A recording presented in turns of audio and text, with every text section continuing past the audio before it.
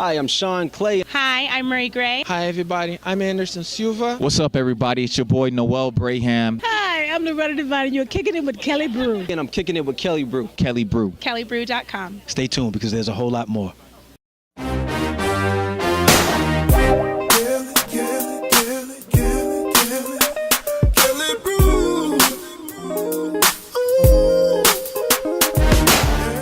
So we are here at the screening of Behind the Movement, TV1's original film that is, of course, celebrating the civil rights movement and, of course, Rosa Parks' involvement in it. Can you tell us, what does this mean to you to be able to help bring this story to the screen, especially in 2018? Oh, it's huge, man. That's just to be a part of telling this story. I mean, it's from a perspective that we really haven't seen before.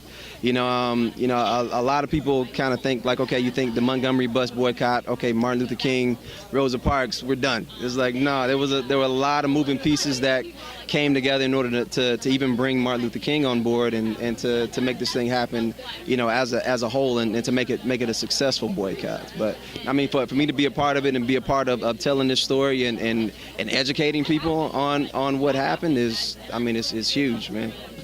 Such a special and important film. Can you tell us why, especially to you as the writer, why it was so significant to have this film hit TV screens now in 2018? I think it's probably always important, but I think right now with the administration that we have in office, we need these reminders that we have been in this place before, and we have the opportunities to learn from our past and to stand up for what we believe in and what we know to be true and to be right, and that's to have all rights for all people, regardless of where they are from, regardless of where they have been born, regardless of their religion or who they love, and also our earth that we are in charge of, to take care of, and to find that balance between what is humanity and what is necessity. And sometimes we need to get shaken a little bit. My son the other night said, gosh, if Bernie was president, none of this would be happening. And I said, but if Bernie was president, none of this would be happening. And we needed this to be unearthed so that we can wipe it out. So it's sort of like, I told him, I said, you have to clean a bandage before a wound before you put a bandage on it. I think we've had a bandage over a wound that has not been cleaned. And so now the sore has been exposed, and we have the opportunity to use some antibiotics and some Neosporin and some alcohol and rub it clean and hopefully heal. I was just so honored just to step into Mrs. Rosa Parks' shoes. I was so honored and also terrified because I know how much she means to not only people in this country but to people around the world.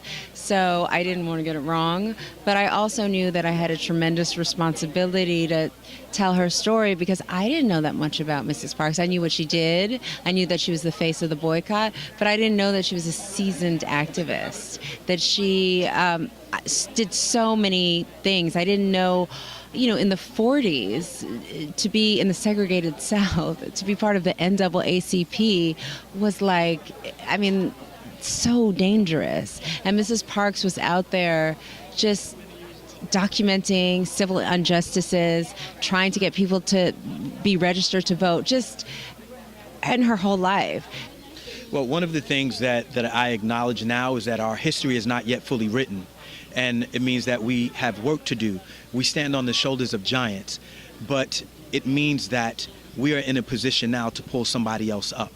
And so where we are is we need to understand that it continues to move forward, right? We can't just look back and go, that's what they did. It's about what we're doing now, individually and collectively.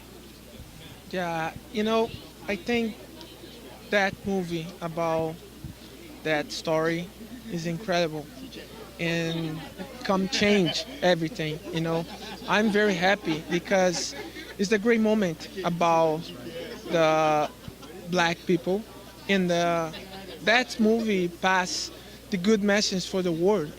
I'm very happy. Yes. What is this movie going to shed light on that we may not have been privy to from the learning from our schools and our textbooks? I would ask, if everyone says, like, what is it about Rosa Parks? My question is, what do you know about her? We probably don't know what we think we know. So now we get to find out. This tells us everything. Oh, it's too much. See, I want to say you got to see the movie first, but you know, it's just historically. I mean, one of the things is that, you know, I think Rosa Parks was painted as, you know, just being very tired, and she just didn't want to get up and move, and you know, she was tired of being pushed around. You know, Rosa Parks was a very strong woman. We have people that, you know, that interacted with her, you know, but before she passed, and she was always a very, very strong woman, and like you're definitely going to see that in this film. I think the most monumental thing for me watching this movie was acknowledging that she was not tired, which is what we're taught in school. That already implicates a laziness in the effect of being a part of civil change. Like, this was a choice and something she had contemplated for years, not just days or a moment. And it's important to understand that that's all it takes, is for you as an individual to make a choice. She was not tired. She was ready. Yeah. Love that. And finally, our platform is here to celebrate and spotlight Black excellence. What is that for you? What does that mean? And can you tell us how you define that? How to define Black excellence? You know, just being able to stand up right next to your peers. I mean, you know, no matter what color they are, you know, no matter where you come from, and being proud of not only yourself but what you do, and speaking it loudly. You know. Oh my gosh, Black excellence is just the essence of being a successful African American person in general. That doesn't mean you have to be the richest person. It just means that you excel at whatever it is that you do. If you're a handyman, be the best handyman that there is. Like, anything that you set your hand to do, it just turns into gold. It's like Black people got the Midas touch. They don't say Black girl magic for no reason. Black excellence. Okay, so Black is beautiful. Excellence is intelligent, expressive, wonderful, funky, loud, soft, quiet. That's what it means to me. Oh man, Black excellence is everything. You know, Black excellence is understanding who you are. It's appreciating that.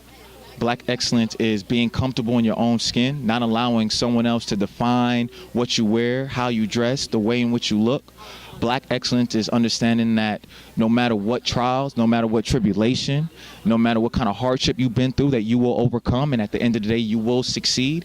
Black excellence is understanding that we derive from kings and queens, you know, and we have a really clear understanding of that. And Black excellence is being excellent every single day, because we know at the end of the day we're gonna be running this world, bro. So yeah, man. Yes sir, yes sir. Everyone here is Black excellence, and to celebrate and appreciate, that's what it's all about.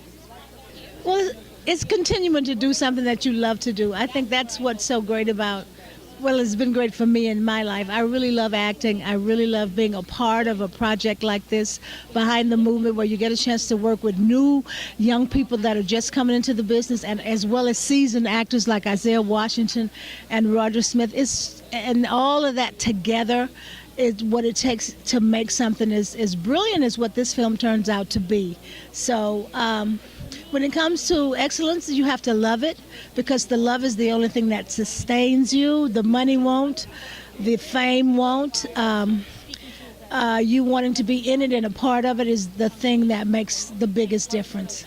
I think Black excellence is walking into a room 100% who you are, your culture, and not being limited in speaking about it in any way.